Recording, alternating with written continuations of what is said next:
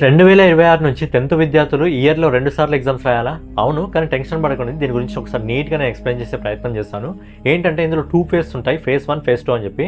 Phase 1 వచ్చేసి ఫిబ్రవరిలో ఉంటుంది, ఫేజ్ 2 వచ్చేసి మేలో ఉంటుంది. దీనికి సంబంధించిన ఎగ్జామ్ సంబంధించిన డేట్స్ కూడా రావడం జరిగింది.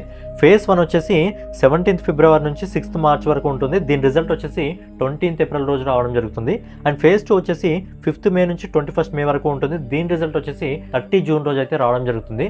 మరి ఏంటి భయ్య, సంవత్సరంలో 2 సార్లు ఎగ్జామ్స్ రాయాలంటే అవసరం లేదు. ఏదైతే ఫేజ్ 1 ఉంటుందో అదే మెయిన్ ఎగ్జామ్. సో అక్కడ సిలబస్ మొత్తం ఉంటుంది. 6 మంత్స్ ఆఫ్ సిలబస్ ఏమి ఉండదు, ఫుల్ సిలబస్ అయితే ఉంటుంది. మరి ఫేజ్ 2 ఏంటి అంటే ఫేజ్ 1 మెయిన్ ఎగ్జామ్. ఇందులో ఏదైనా సబ్జెక్ట్లో మీకు మార్కులు తక్కువ వచ్చాయి అనిపిస్తే, లేదా ఇంతకంటే ఎక్కువ మార్కులు వస్తాయి అనుకుంటే వాళ్ళు ఫేజ్ 2లో రాయొచ్చు.